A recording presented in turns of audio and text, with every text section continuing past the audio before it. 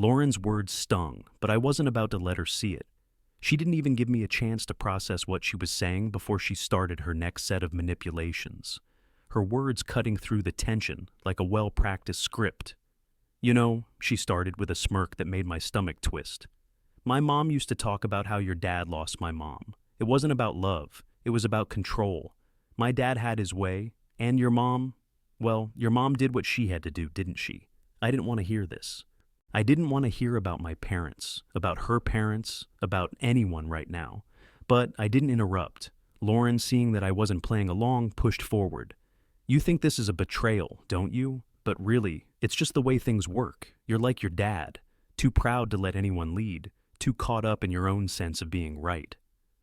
Her words hit me harder than I wanted to admit. She wasn't wrong. I'd seen my dad and mom's marriage fall apart when my dad wouldn't let my mom take charge. His pride got in the way of everything, and in the end, it made us all miserable. But that wasn't me. I wasn't going to let Lauren spin this as if she was doing me a favor, as if I should just step aside for her to take over, like some modern marriage dynamic where one person leads and the other supports. You're not just a paycheck to me, you know, she said suddenly, her tone softening in an attempt to control the conversation. I still love you, and I want our marriage to stay intact. But you're going to have to accept that this is how things need to be. For both of us, for you too. I clenched my jaw, fighting the urge to snap. I wanted to scream at her that I wasn't just a placeholder in her life, that I wasn't some obedient, docile husband who was willing to accept everything she handed me without a fight. But her words, love, marriage, stability, they were all wrapped up in the same glossy package, designed to make me think that if I just accepted things, they would eventually get better. That's how it always worked for her, didn't it? She never really had to fight for anything. Not really. I took a breath, trying to steady myself, trying to ignore the rage that was rising in my chest. So what's next, Lauren? You're going to tell me I need to just accept this because it's the modern way? That I'm supposed to be the supportive guy, while you, do whatever the hell you want? Her face twitched, but she didn't back down. Exactly. See? That's what I'm talking about. You're so resistant to change, you'll sabotage everything we have just to avoid feeling like you're losing control. You're not losing control, you're gaining freedom. Eventually, you'll see that. I stood there, staring at her, the quiet tension between us thickening. I wasn't stupid. I saw it for what it was. This wasn't about her personal growth. This was about her stepping into the life she'd always wanted. One without me, one where she could do whatever she wanted without any real consequences. I didn't care what kind of emotional manipulation she wanted to pull on me. It was becoming clear that this wasn't about us anymore. It was about her. And as for me, I was just her convenient safety net, someone who would be there to take care of the mess she left behind. But I wasn't willing to just accept that. I needed to hear it, needed to say it, to make it real. You haven't said one thing about wanting me for me, Lauren. It's all about what I can provide for you, financial stability, a foundation to build whatever you want. But not once have you said anything about me. Not once have you asked me what I need, or even considered what I want out of this marriage. Her eyes narrowed slightly, but she didn't backpedal. We're past that now, you know? We're not some high school sweethearts anymore. I'm growing. I'm evolving. And if you can't evolve with me, if you can't understand what I'm doing for myself, then... She let the sentence hang in the air, her meaning clear. I wasn't even sure what to say anymore. Her tone, the way she spoke, as if this was some kind of selfless act, it made me sick.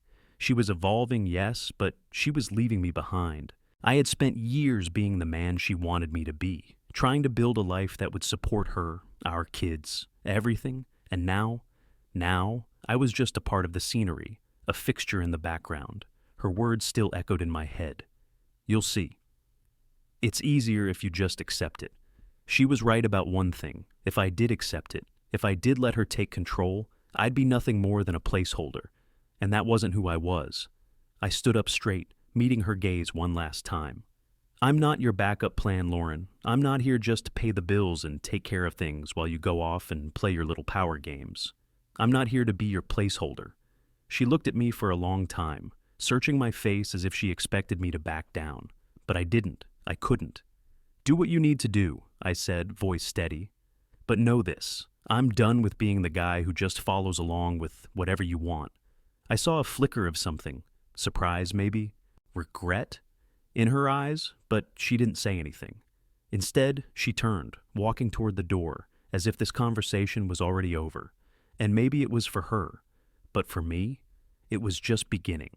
Scene 3. The mother-in-law's doctrine. I let Lauren leave for the evening without a word. There was nothing left to say that wouldn't make this worse. The truth was, I had already lost her. She'd made that perfectly clear.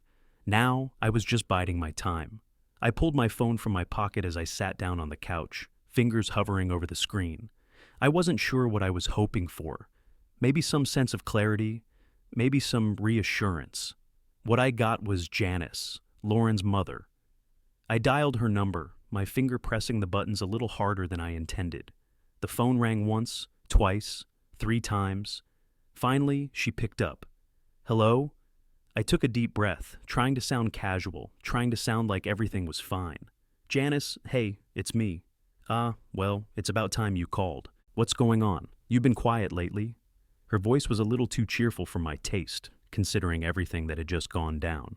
Yeah, I've been thinking, I said, careful with my words, about Lauren and what she's doing. I don't really know how to handle this. It feels like she's made up her mind about everything. Of course she has, Janice replied smoothly, her tone still calm. She knows what's best for everyone.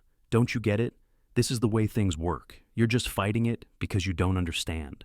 It's time for you to step back. I felt my anger rise, but I kept it under control. Step back? What do you mean? Janice sighed. Look, you're acting like your father. You're holding on to some outdated idea that men need to be in charge, that they have to dictate everything. It doesn't work like that anymore. Not in a modern marriage. I stared at the floor, trying to let her words sink in. This wasn't just about her trying to explain her daughter's actions. This was her method of control, just like Lauren's. It's not about control, I finally said, gritting my teeth. It's about respect. I gave up everything for her. I've worked my ass off to build a life for us. And now she's telling me it's not enough. Oh, sweetie, Janice cooed, her tone turning patronizing. Lauren loves you, but she needs to grow, and that's what this is about. She needs to do what's best for her. She needs to take charge. And you need to accept that, like your father should have accepted your mom's leadership. It's the right thing to do. In fact, you'll thank us one day. Trust me. The anger bubbled up inside me, sharp and dangerous. You really think I'm going to thank you for this? I didn't even try to keep the bitterness out of my voice. Maybe not now, she said dismissively. But when you stop fighting her, when you stop wasting energy on trying to lead, you'll see. You'll see that it's easier this way. You'll realize you don't have to carry all the weight. You'll see that you've been holding on to control out of fear. It's not what makes you strong. I was seeing red now. Control out of fear? It wasn't fear. It was love. Or at least it used to be. I don't need to hear this, I snapped. Lauren never asked me to be a supporter. She asked me to be her backup plan, to take care of everything while she goes off and builds whatever life she wants, and all I get is her. Now, Janice said, her voice soft, like she was trying to soothe a child. You're overreacting. She still loves you. She's just finding herself. You'll see it.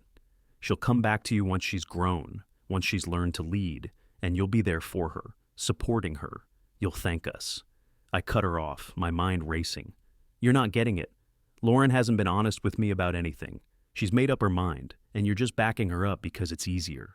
Because it fits your narrative. You're not helping her. You're just making it worse. There was a long silence on the other end of the line. Then Janice spoke again, her tone colder now. If you think you can fix this by being the strong man, you're mistaken. This is how it works now. Women run the show, men support. You're either going to accept it or be left behind. I suggest you accept it. I could feel my pulse pounding in my ears. And what happens if I don't? Janice's laugh was low and menacing. Then you'll lose. You'll lose everything. Lauren will make sure of that, and you'll only have yourself to blame. I clenched the phone in my hands so tightly my fingers hurt. I'm not playing these games, Janice. You and Lauren can do whatever you want, but I'm done. I'm done being manipulated. Then so be it, Janice replied, with a finality that sent a chill through me. You'll regret it, but don't say I didn't warn you. She hung up before I could say anything else. The silence that followed was suffocating. I stared at the phone for a long moment, my mind racing. This wasn't just Lauren. This wasn't just her. This was a whole system, a whole belief system. Her mother had backed her up, had helped her set the stage for everything that was happening, making it all feel like my fault if I didn't fall in line. They were both playing me, using me as a scapegoat for their vision of the future, a vision where I was the one who had to bend and break. I wasn't done yet. My mind shifted gears. It wasn't just about confrontation anymore. It was about survival, about control, about taking the reins back, no matter how hard it got. I reached out to the team. Scene 4, calling in the team. I paced back and forth across the room, my mind trying to catch up with everything that had just happened. Janice's voice was still ringing in my ears. It was clear that there was no chance of reasoning with Lauren or her mother. They were too deep in their own self-righteous delusion to understand what was happening. They were convinced that they were right, that they knew what was best for me, for us. And then there was the other man, her mentor. I couldn't even bring myself to think about it. Every part of me wanted to confront Lauren, to put everything out on the table, but I knew better. This wasn't just a conversation anymore. This was a game, and I wasn't about to lose it. I reached into my pocket and pulled out my phone, the cold screen lighting up as I dialed the first number. My hands were steady, even though I felt like I was about to tear apart. The ringing felt like it was stretching out forever before someone finally picked up. Yeah, it was Mike, the tech guy. I need your help. I need everything on Lauren and Janice, and the mentor. Start tracking everything, calls, messages, social media, anything. I need to know what they're planning, what they've been planning. My voice was flat, controlled. I couldn't afford to show weakness now. You got it. I'll start pulling everything I can, he said, his voice sharp and professional. Don't worry about it. I hung up and dialed the next number. Jonah, I said, barely letting him speak before I gave the instructions. I need surveillance on Lauren, on Janice too. Start with them. Watch their movements, everything. I'm going to need a detailed log of everything, and I want it discreet. Consider it done, Jonah replied without hesitation. He'd never needed more than a simple request. That's why I trusted him. I sat down at the table, the weight of the decisions I was making sinking in.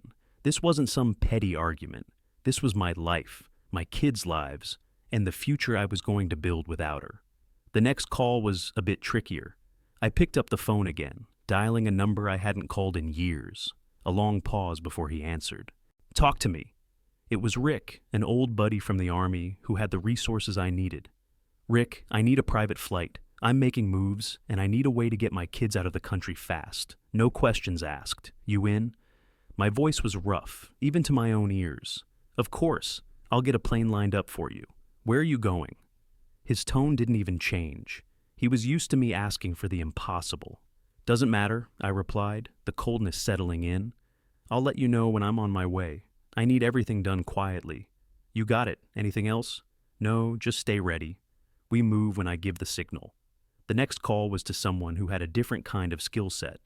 Mitch, I need you to be ready. If things go south, I need security. You and Matt. We might need backup. Fast.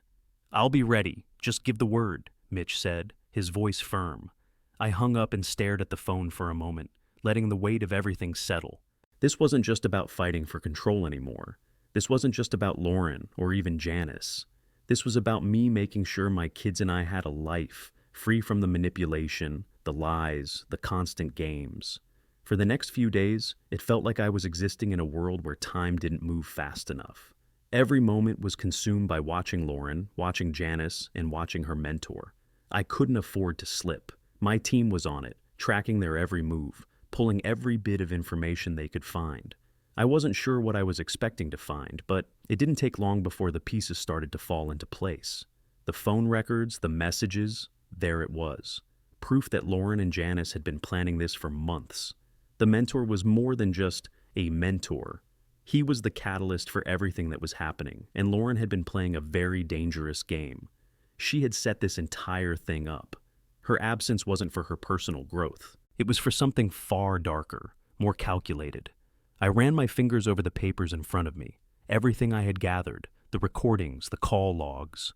They weren't enough to take to court, but they were enough for me to see the truth. Lauren had been planning this for longer than I could have imagined. The surveillance footage from Jonah came in next. It was as if a veil had been lifted. There they were, Lauren and Janice, talking about me, about the future, about the kids, in ways I had never heard before. It was clear they didn't care about me. I was a tool, a means to an end. I could feel my anger growing, but it was different this time.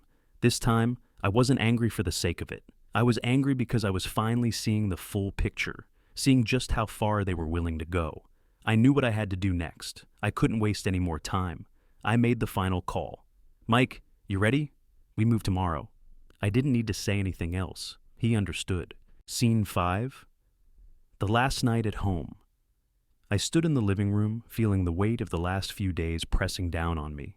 This was it. I had a plan, and now it was time to execute it. Lauren was out, working late with her mentor and friends, probably having a great time, while I packed up the life we'd built together. My phone buzzed, and I glanced at the screen. It was Jonah, my surveillance guy. All clear, he texted. Your in-laws are settled in for the night. Kids asleep. I could hear the TV playing in the background of their house from the other end of the phone, the low hum of an old sitcom. My mind kept flicking to the kids upstairs, half asleep, still unaware of the storm coming their way. I needed to move fast. I turned to the bags I'd already packed, 2 suitcases, one for me and one for the kids.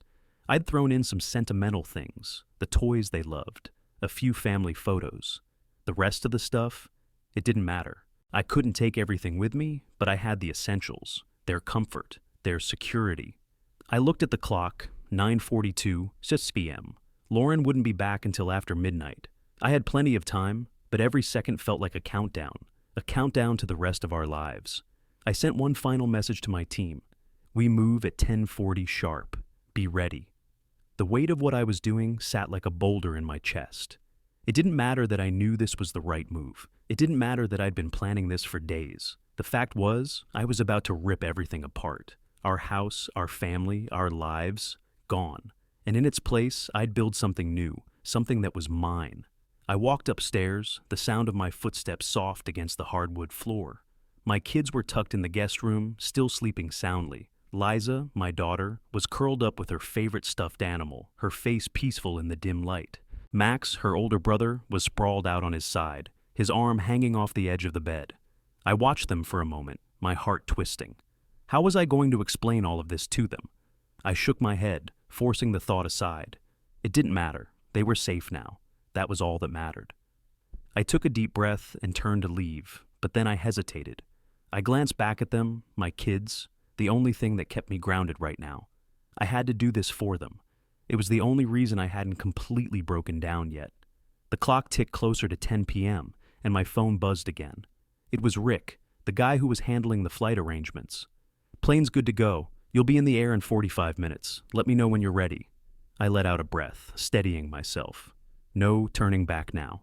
I walked downstairs, my feet moving with a quiet determination. I started gathering what little I could. Some important documents, passports, IDs, everything else I'd have to figure out later.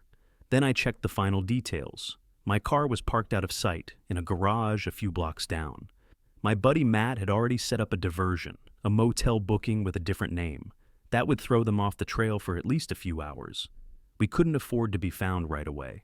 Every move had to be calculated. The last check-in from Jonah confirmed it. Lauren's parents were still watching TV, the kids were still asleep, and the timing was perfect. 10:40 p.m. Sharp. I grabbed my bags, then texted the team. Time to go. At that moment, I heard the front door creak open. Lauren's voice, light, carefree, just like it always used to be, echoed from the entryway. "Hey, I'm back," she called, sounding tipsy, probably a bit too much wine with her mentor. She didn't know that everything had already changed. Not yet. I didn't respond. I couldn't. I didn't want her to see me like this, to know that her world was collapsing while she was out having fun. I slipped out the back door, careful not to make a sound. I opened the truck, stuffed the suitcases in the back, and got in. My heart was still pounding, but it felt oddly numb. This was it, the point of no return. I'd taken the first step, and now there was no going back. I drove away, the city lights growing smaller behind me. The only thing I could focus on was the road ahead, the plane waiting for me, and the life I was about to build. Scene 6. The confrontation. I could hear the soft murmur of voices coming from the living room as I stood just outside Janice and her husband's front door. My guys had already secured the perimeter, making sure the house was quiet, that nothing would disturb the plan. The clock was ticking. Every second that passed felt heavier than the last. This wasn't just another argument. This wasn't another fight. This was the moment everything changed. I held my breath as I pushed the door open, as quietly as I could. I saw two shadows shift on the couch in the dim light. Janice and her husband, watching TV, completely unaware that their lives were about to be flipped upside down. My guys were already in position, watching, making sure the kids didn't wake. I moved past them, making sure the footsteps were soft. The last thing I needed was a mistake, an accident. The kids were asleep in the guest room, and I couldn't afford to let them stir. My pulse quickened, but my mind stayed sharp. Once we had the living room secure, I gave the signal. My guys slipped into action, making sure both Janice and her husband were subdued but not harmed. I didn't need them conscious yet, not until everything was set. I stayed back, watching the scene unfold. I kept my distance, not wanting them to know I was here yet. I had to be sure, for my kids' sake, that everything went smoothly. Once they were secured in chairs, tied up but not hurt, I stepped forward. I walked into the room with purpose, calm in my step, despite the chaos brewing inside me. Janice's eyes snapped open as I entered, and her mouth twisted into something close to a sneer. She wasn't surprised, not really. She'd known this was coming. "You think you can just walk in here, take the kids, and change everything?" she said, her voice low, dripping with venom. She was trying to regain control, but it was clear she wasn't sure how to play this. I didn't give her an answer right away. Instead, I looked at her husband, who was glaring at me, struggling against the ropes. "I'm not here to make this complicated," I said, cutting through the tension in the room. "I'm here because I'm taking my kids, and you won't see them again." Janice's face contorted. "You think you can get away with this? With taking them from us?" Her voice rose, shaking with anger. "I'll track you down. Money talks. And we don't have anything left," I cut her off. "I drained your accounts this morning. You're broke. And all your credit cards, gone, canceled. So, no, you won't be tracking me down." Her face froze.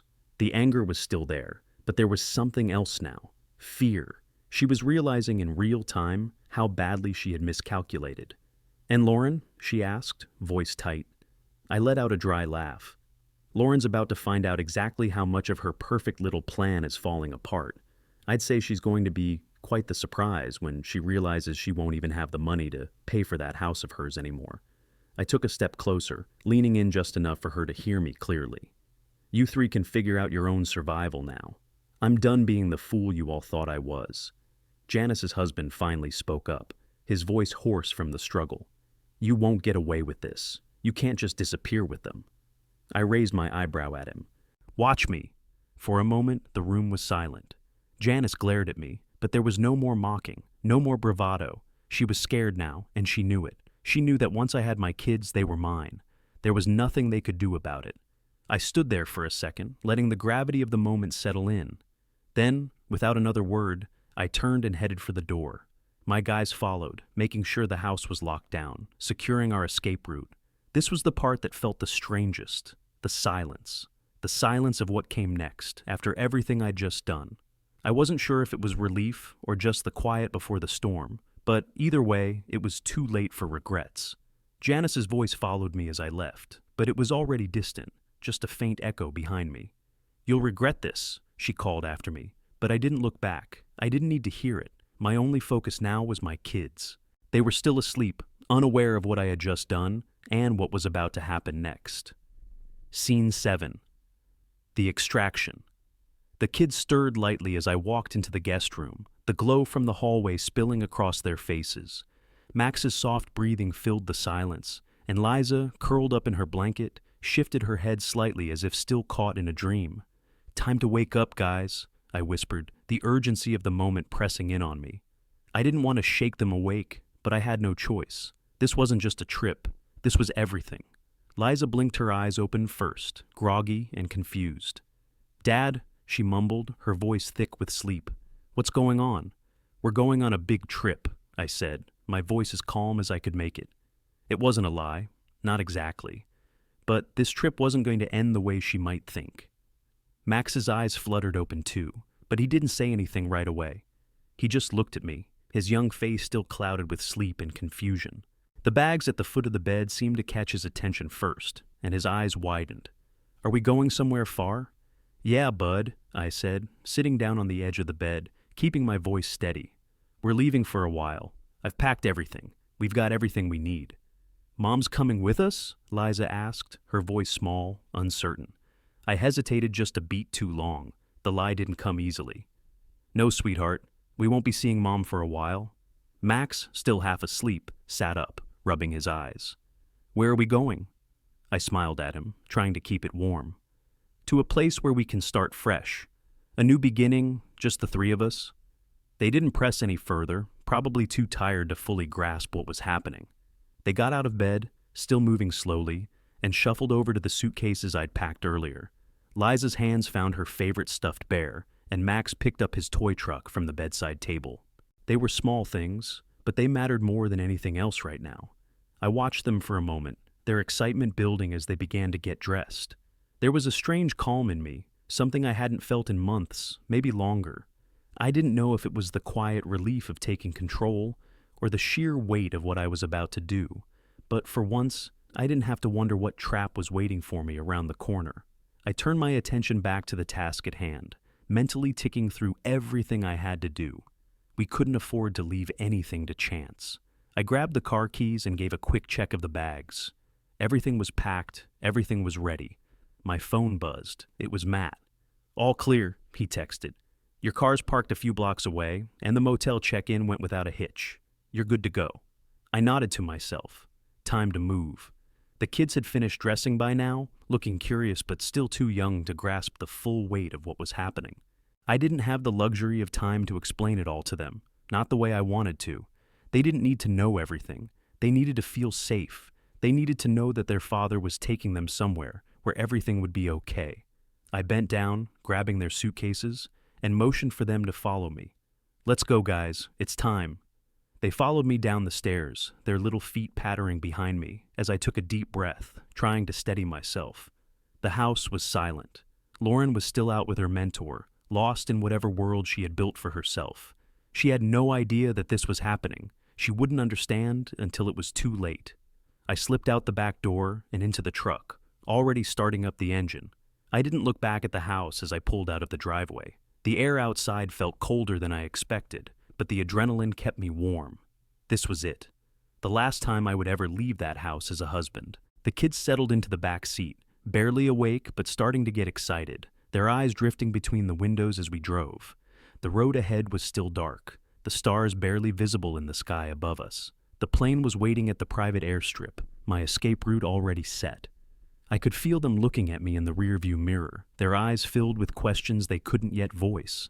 Liza, her face pressed against the window, whispered, "Where are we going again?" "To a new place," I said. "A better place." I focused on the road as we made our way through the quiet streets, passing streetlights and empty buildings, but inside, my mind was racing. I couldn't afford to let my guard down, not even for a second. The closer we got to the airstrip, the more the reality of it settled in. We parked at a small, hidden lot a few minutes away from the runway. The plane was already there, engines idling, ready for takeoff. I got out, and as soon as I opened the back door, Max was already jumping out of his seat, excited now that he realized something was actually happening. "Is this a jet?" he asked, his voice full of wonder. I nodded, smiling for the first time in what felt like forever. "Yeah, buddy, a private one." Liza tugged at my sleeve, looking up at me with wide eyes. "Is it safe? Are we really going to be okay?" I crouched down in front of her, my hands on her shoulders. "We're going to be fine, I promise. We're going to start a new chapter, just us." She looked at me for a long moment, as if weighing my words. Then she nodded slowly, taking my hand in hers. "Okay, Dad." We walked toward the plane, the crew already ready to assist us. I didn't look back as I led them onto the plane. There was no going back. There was no time to waste. As the engines roared to life, I glanced out the window one last time, the city fading away behind us. Lauren wouldn't understand why I did this, not for a long time, but it didn't matter anymore. What mattered now was that we were safe. We were finally free. Scene 8. Lauren comes home. The house was eerily quiet when I got back to the truck, the hum of the engine still in my ears as I drove away from the private airstrip. The kids were asleep again, their exhaustion finally catching up with them after the whirlwind of packing and leaving in such a rush. I couldn't believe how fast everything had moved. Lauren had no clue. She had no idea what I had just taken from her. I glanced at the clock, 4 a.m. She'd probably be home soon. I wasn't worried about her finding us just yet. We had time. The diversion I set up with Matt had been smooth. My car was parked a few miles away at a motel. I couldn't risk her tracking anything. The road stretched out in front of me, an open path that felt almost too easy, like something was going to break the calm before it was too late. But I just had to push forward. The kids were safe, and that was all that mattered now.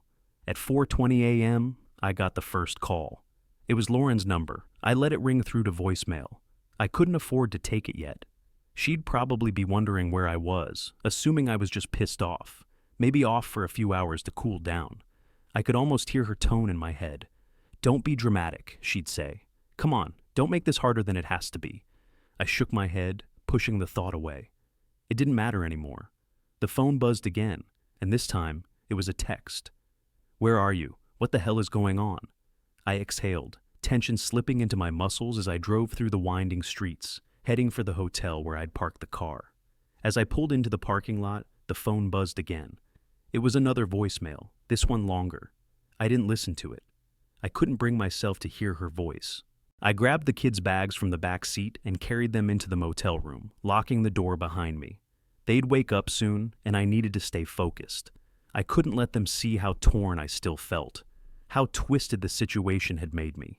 Around 8 a.m., I checked my phone again. Another voicemail, this time from Janice.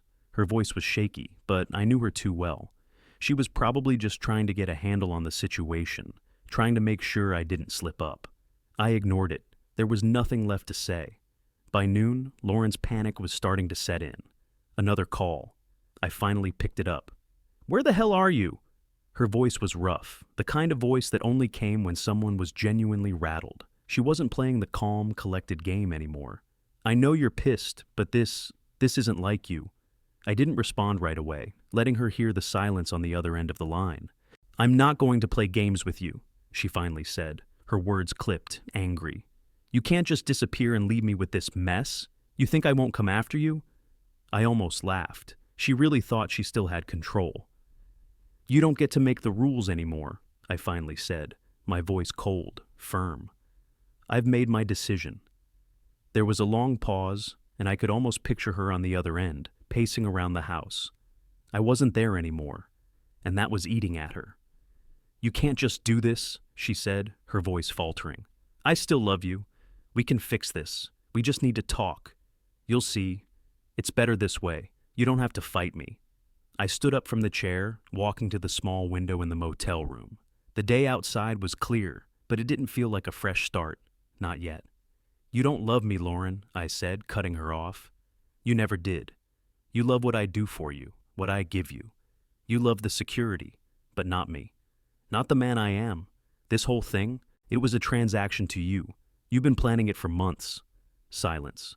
I don't know what you're talking about," she said, sounding small now, a far cry from the confident woman she used to be. "What are you talking about?" "I have recordings, Lauren. I know everything, all of it, the calls, the plans. I know what you were going to do to me, to us, and I won't let it happen, not anymore." There was a sharp intake of breath on the other end. "You're lying. You don't know." "I know everything," I said, my voice hardening, cutting through her denials. "I know what you were planning. You thought I'd just accept it. I wasn't going to. Not this time, not anymore." I heard her breathe heavily, her silence louder than anything else. Then the words came out desperate. "Please, please don't do this. I'll change. I'll make it work. I'll fix it. Just don't take them from me." I stayed silent for a moment, letting her words sink in.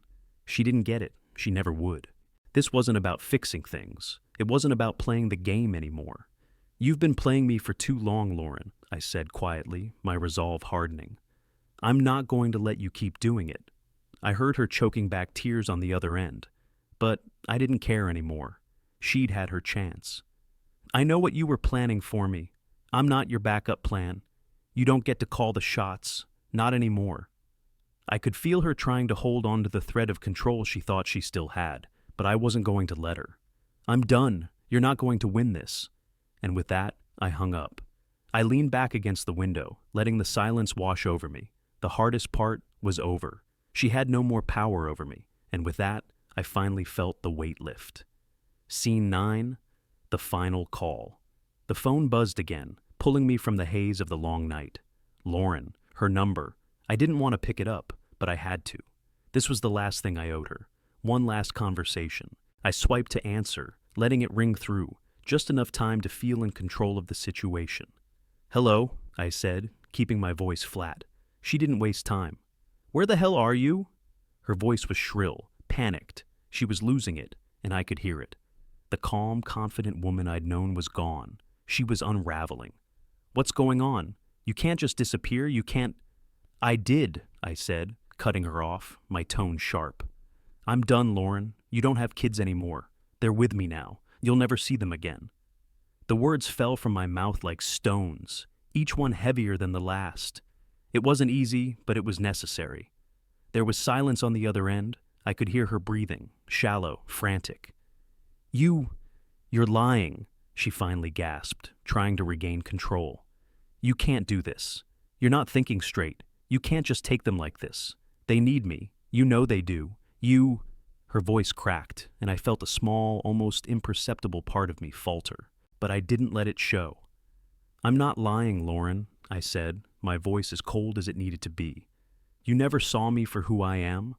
I was just a paycheck to you, a source of stability. But not anymore. I'm done being your backup plan." There was another pause, this one longer. I could practically hear the wheels spinning in her head. She was trying to formulate a response, trying to regain her grip.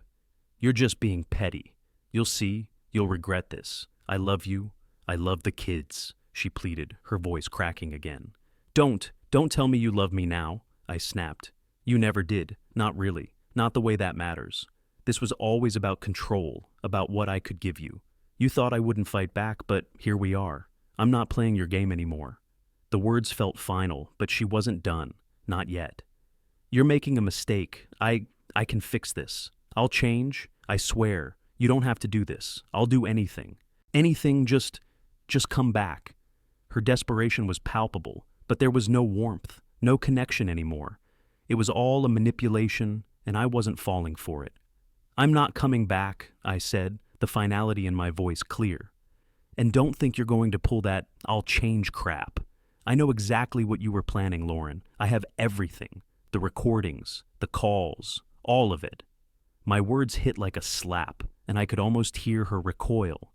You don't understand," she said, now more subdued. "I didn't mean for it to go this far. It was just what I had to do. You don't get it. It was about us growing, about finding ourselves." "You didn't mean for it to go this far?" I laughed, though it was more bitter than anything. "You didn't mean for it to go this far, number. This was all calculated. This was months in the making. The moment you started seeing him as more than just a mentor, you decided I was disposable. Don't you dare try to twist this." I heard a sob, quiet, but there. But it wasn't genuine. It was a last-ditch attempt. She was trying to make me feel guilty, trying to make me second-guess my choice. I wasn't going to do it. "You were never the person I thought you were," I said, my voice steadier now, each word a nail in the coffin. "You were just using me, and now you're going to lose everything you thought you could control.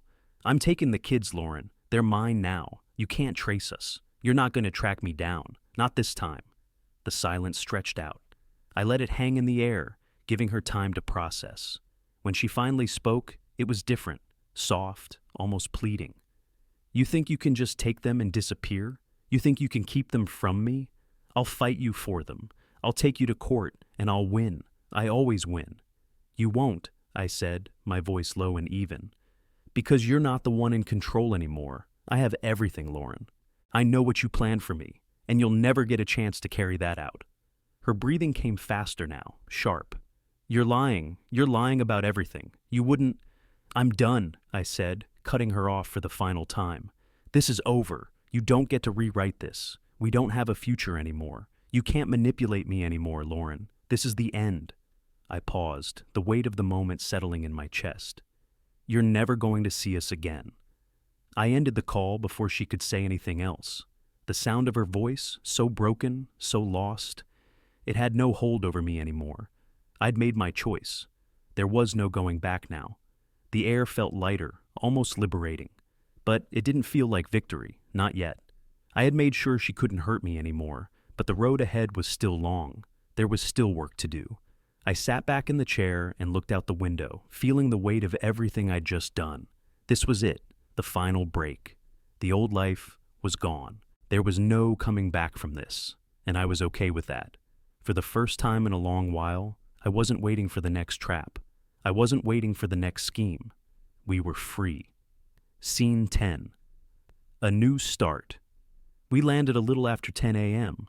The kids were still quiet in their seats, staring out the small windows, eyes wide but unfocused.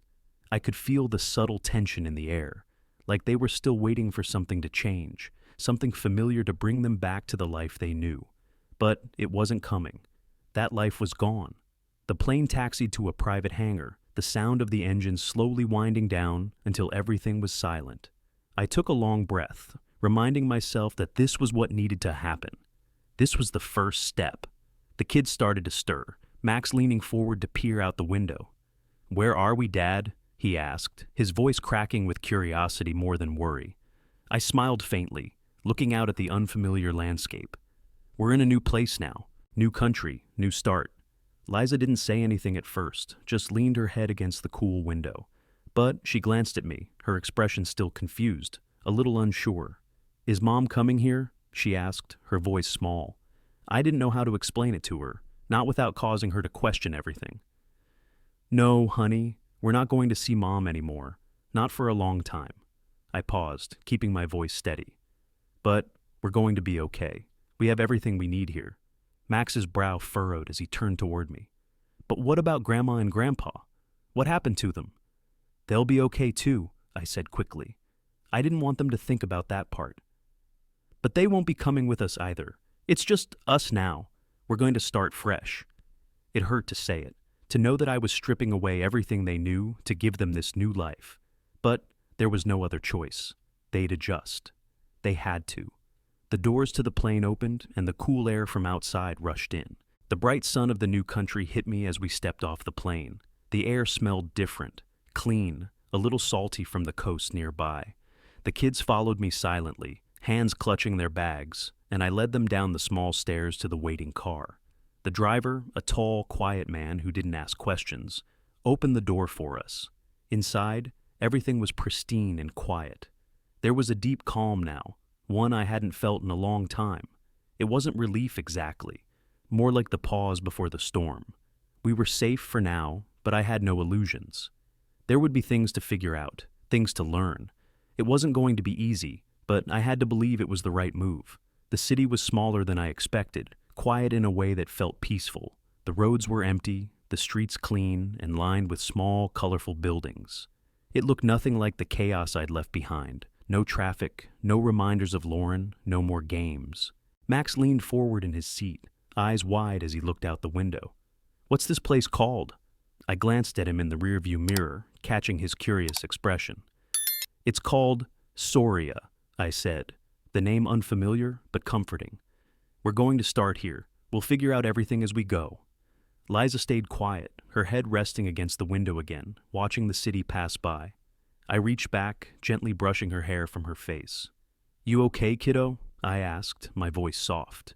She nodded, but there was a heaviness in her silence that I couldn't ignore. She didn't understand it all yet. She didn't know why we were here. The car turned down a narrow street, pulling into a gated compound. The house was small but nice.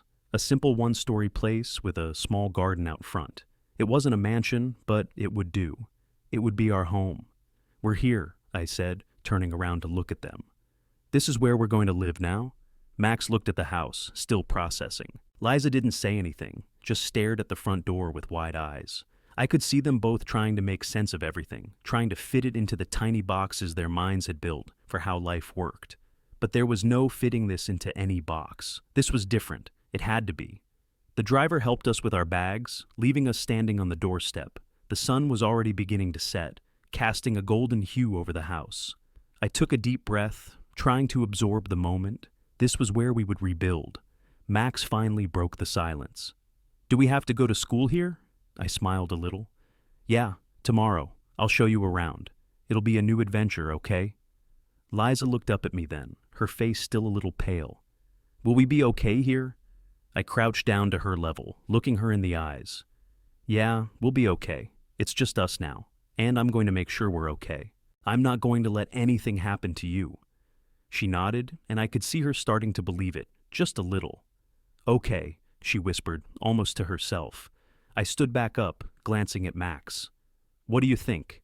He grinned, his old spark finally returning. "I think I'm ready for this. Let's see what's inside." We walked into the house, the door closing quietly behind us. It was just us now. We were free, and that was all that mattered.